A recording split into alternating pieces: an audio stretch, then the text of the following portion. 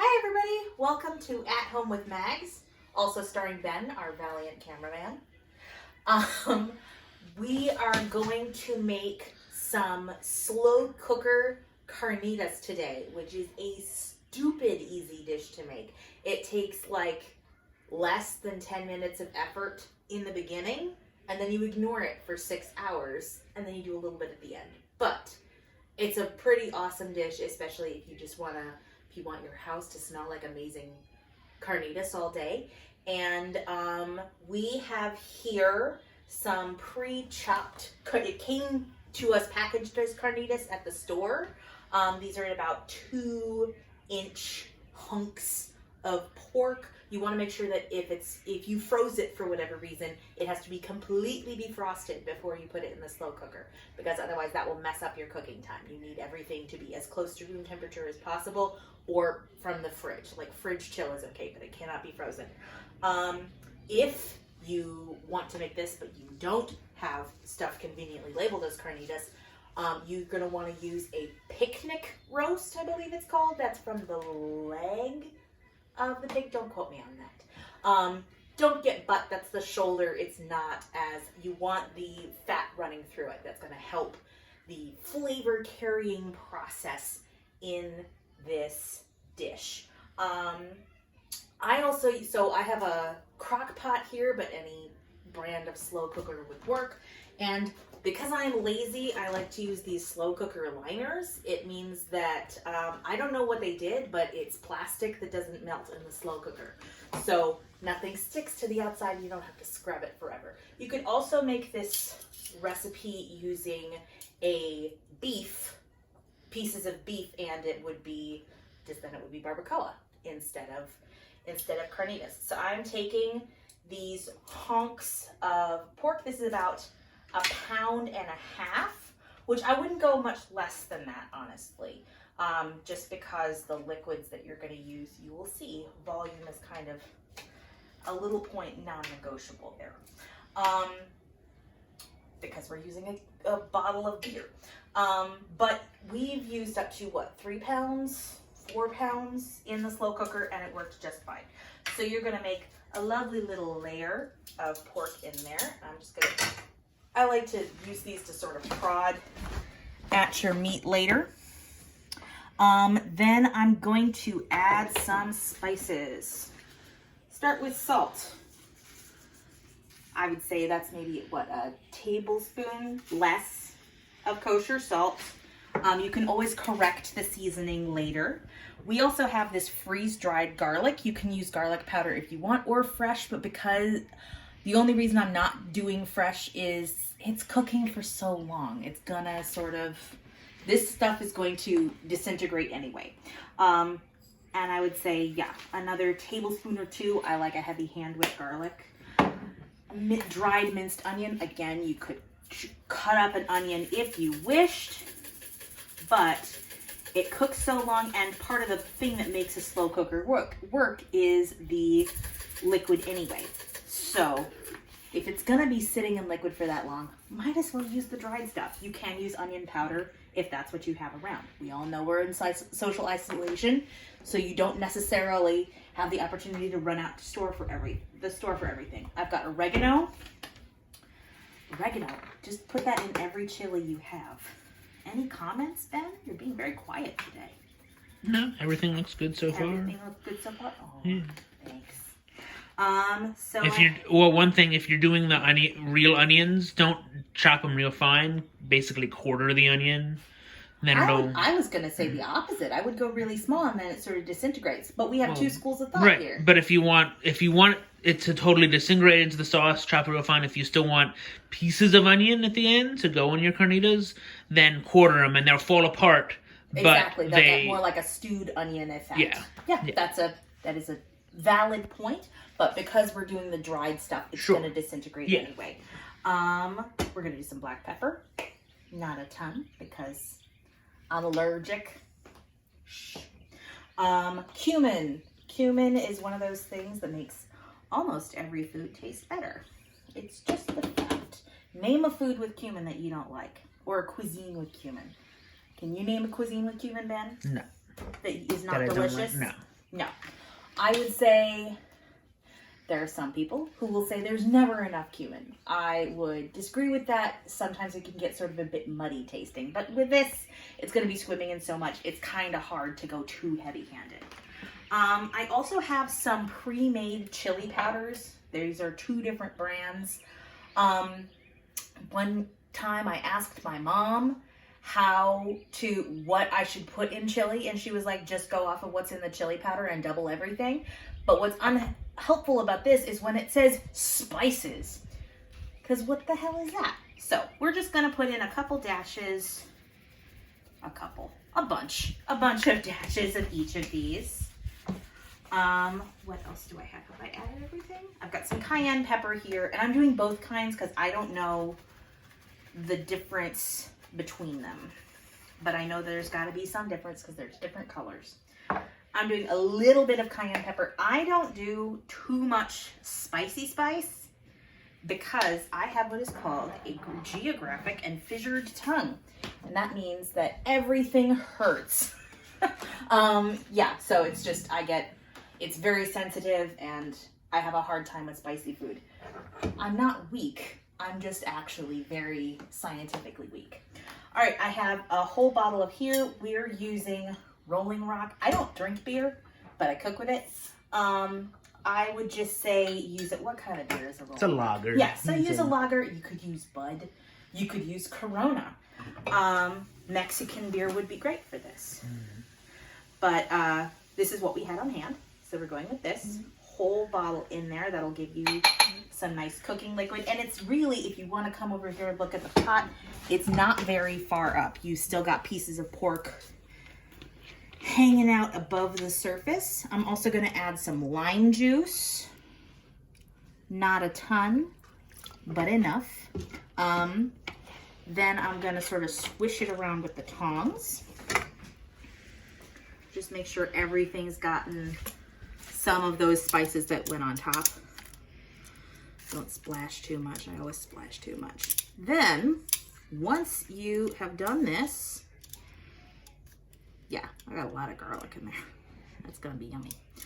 Are those 2 separate pieces? No, that is 1 piece. Just make sure that all of nothing's really sticking together inside the pot. I've got the lid on. And next, I'm going to select for it to be on low heat for 6 hours. At that point, you can come back and check on it, but it's probably going to be falling apart and sort of shredding at 9 hours. 6 hours. 6 hours. Goodness. 9 hours would be borderline too long. It's kind of hard to screw this up, though, honestly. If it went for 9 hours, it would mostly just be dry.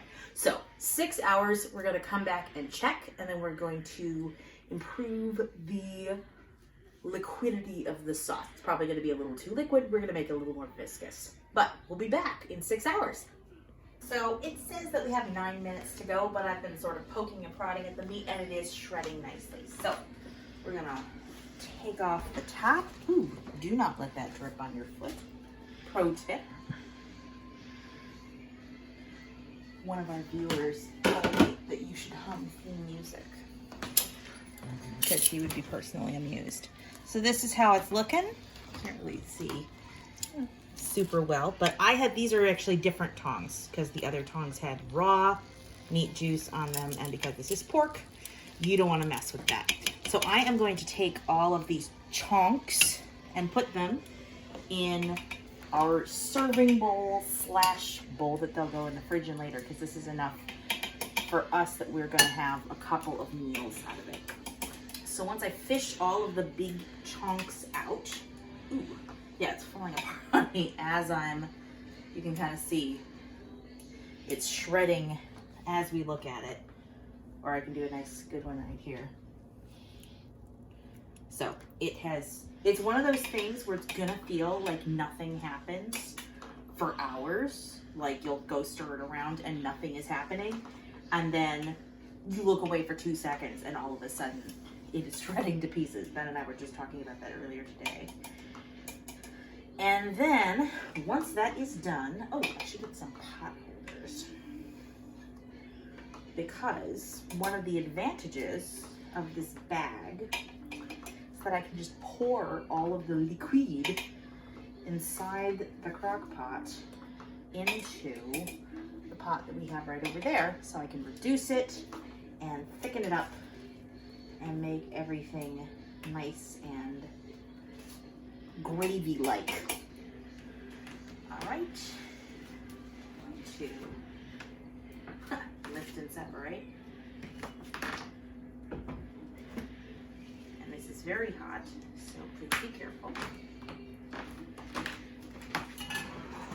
Move that back. This is the position. If you don't have one of these liners, you can use a just a ladle and scoop all of your delicious juice into the pot. All right. Because it is still hot and it's still plastic, it's sort of sticking to the inside. But you're gonna have a very satisfying experience. Something like that.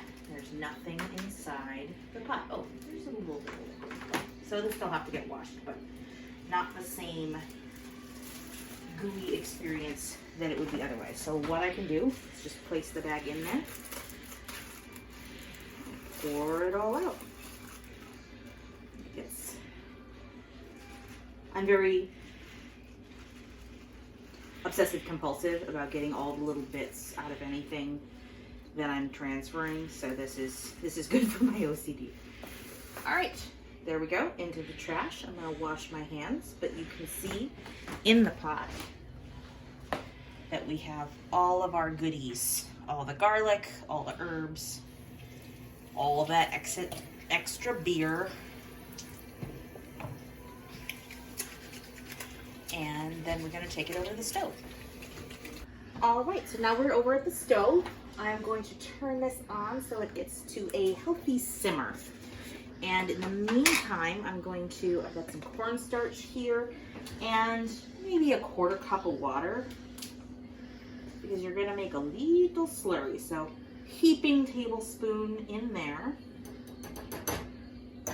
and a whisk. So you can whisk that up.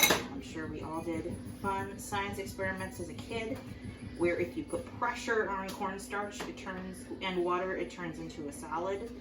But if you let it flow free, it becomes a liquid. So we're gonna try, don't press on the cornstarch too hard when you're whisking it, but you're gonna want it to be thoroughly dispersed inside the water. Come on, that juice. And we may add more cornstarch later. Who knows? Okay, it is picking up steam, boiling. So we want to both reduce it and thicken it.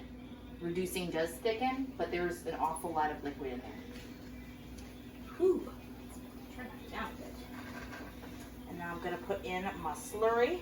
Give it a little leaven.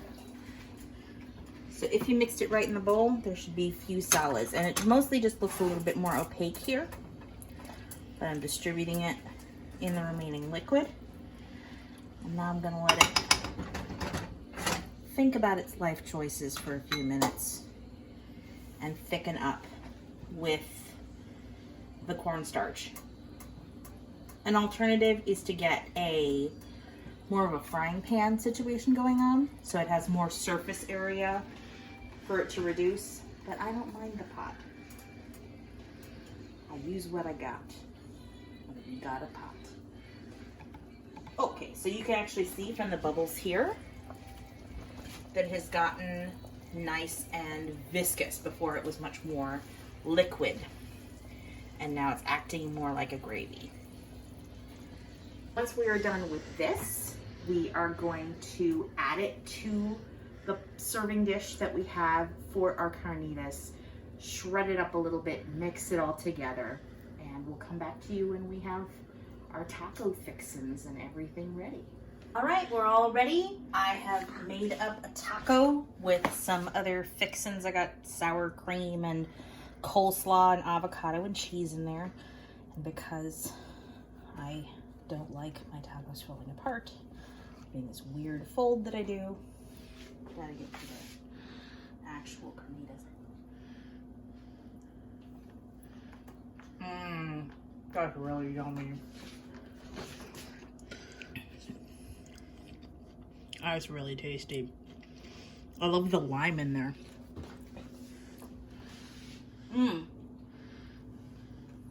Sorry, I'm just gonna keep eating the taco. So thank you so much for watching. What's our media recommendation of the day? We finished Tiger King, so definitely watch that. King. Excellent. Dirty Money, also on Netflix, if you want to read about corporate malfeasance, which isn't exactly happy. And the current season has a great episode. They have great episodes on Wells Fargo and the Kushner family. So Jared's real estate stupidity. Especially in Baltimore, where a lot of my friends are. So yeah. That's a lot of our friends screwing from college. low-income housing people. The usual corporate shit. But those are our media recommendations of the day. Make some tacos. Enjoy your time away from others. All right. Bye. Bye.